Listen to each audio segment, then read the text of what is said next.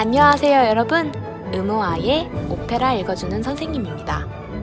오늘 읽어드릴 오페라는 비제의 카르멘이에요. 카르멘은 어떤 남자도 반해버릴 만한 매혹적인 여자로 이그러진 사랑으로 인해 결국 비극을 맞게 되지만 그런 비극 앞에서도 사랑을 외치고 결코 비극에 굴복하지 않았던 정열적이고 당당한 사람이었어요. 어떤 이야기인지 궁금하시죠? 그럼 오페라 카르멘 지금 시작합니다. 카르멘은 집시이자 담배 공장에서 일하는 직원이었어요.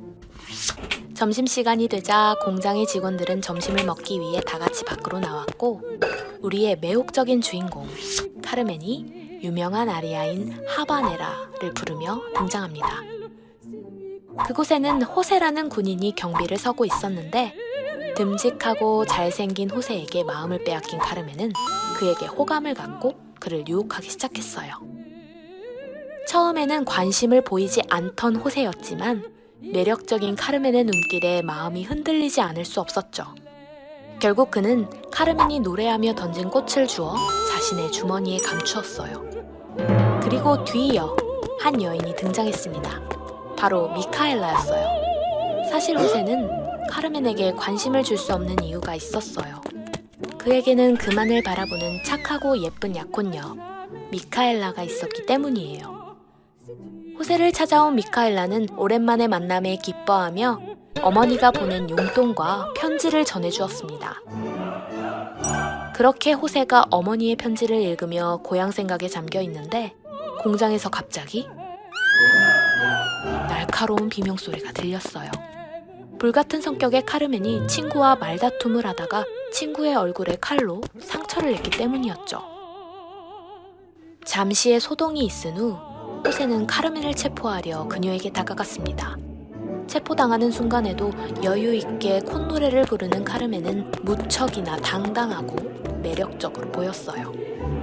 호세가 쳐다보는 시선에 그가 자기에게 호감이 있다는 것을 눈치챈 카르멘은 묶여있는 손을 풀어달라고 호세를 유혹하기 시작했습니다. 호세는 어떻게 했을까요?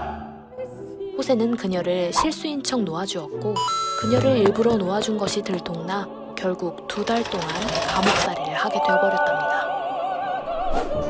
그동안 카르멘은 그녀의 마음을 얻으려고 노력하는 많은 남자들을 뿌리치고 호세가 석방되기만을 기다리고 있었죠. 특히 카르멘에게 적극적으로 마음을 고백했던 사람은 미남 투우사 에스카미오였어요. 에스카미오는 유명한 아리아인 투우사의 노래를 멋지게 부르며 카르멘을 유혹했지만 카르멘은 호세가 곧 석방된다며 나의 사랑은 호세뿐이라고 말했어요.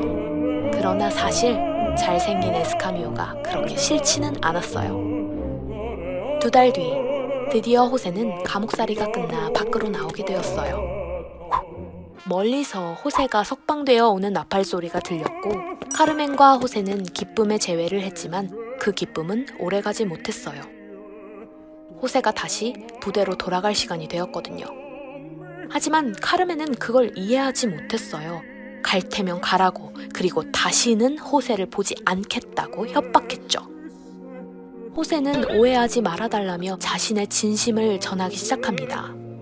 그는 광장에서 카르멘이 던져준 장미꽃을 꺼내 보이며 유명한 꽃노래라는 아리아를 부르기 시작하고 감옥살이를 하는 동안 카르멘이 건네준 꽃이 큰 위안이 되었다며 카르멘에게 사랑을 고백했습니다. 그러나 카르멘은 단호했어요. 그가 자기를 사랑했다면 석방되자마자 함께 멀리 떠나자고 했을 것이라며 호세의 사랑을 믿을 수 없으니 헤어지자고 했죠. 호세는 그런 카르멘을 두고 이러지도 저러지도 못하고 애만 태우고 있었어요. 그리고 그러던 사이 호세가 부대로 복귀하지 않자 부대의 병사들은 호세를 데리러 출동했어요. 호세의 상관이 호세에게 빨리 부대로 복귀할 것을 명령했지만 카르멘과 헤어질 수 없었던 호세는 명령을 어기고 칼을 뽑아 하극상을 벌였고 결국 군대에도 돌아갈 수 없게 된 호세는 카르멘과 함께 있던 카르멘의 불량한 친구들과 함께 일하게 되었습니다. 이후 호세는 카르멘 친구들의 아지트에서 지내며 어지러운 나날들을 보냈어요. 호세는 여전히 카르멘을 사랑했지만 카르멘은 이미 호세에게 실증이 난 뒤였거든요. 그래서 카르멘은 호세에게 빈정대며 자꾸 고향으로 돌아가라고만 했고 그런 그녀에게 호세는 점점 분노가 쌓여 폭언을 하기 시작합니다. 호세는 불안했어요. 자신은 카르멘을 사랑해 모든 인생을 버리고 왔는데 카르멘은 더 이상 자신을 사랑하지 않았고 또 자기도 카르멘에게 상처 주는 말을 하고 있다는 것을 알고 있었거든요. 그러나 이제 와서 돌이키기에는 너무 멀리 와버렸다고 호세는 생각하고 있었습니다. 그때 멀리서 수상한 그림자가 나타났어요. 경찰이 자신을 잡으러 왔다고 생각한 호세는 그 그림자를 향해 총을 쏘았죠. 그러나 그 그림자의 정체는 경찰이 아니었어요. 바로 투우사 에스카미오였죠. 카르멘을 잊지 못한 에스카미오가 카르멘과 친구들의 아지트에 찾아온 것이었어요. 호세는 너무나 화가 나서 에스카미오에게 결투를 신청했어요. 그리고 거의 죽기 직전까지 에스카미오를 밀어붙일 수 있었습니다. 그러나 에스카미오를 거의 끝장낼 뻔한 그때 카르멘과 미카엘라가 나타났어요. 사라진 호세를 찾아 미카엘라가 찾아온 것이었죠. 어수선한 틈새를 틈타 에스카미오는 도망쳤고 미카엘라는 호세, 당신 어머니 병이 심해지셔서 곧 돌아가실 것 같아요. 라며 눈물을 흘렸어요.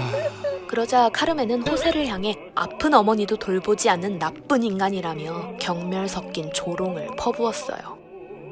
마음이 복잡한 호세는 자기가 알아서 한다며 모두에게 화를 냈지만 가야 할 곳은 정해져 있었어요. 멀리서 투우사의 노래가 희미하게 들려왔고 호세는 미카엘라와 함께 그곳을 박차고 나가버렸습니다.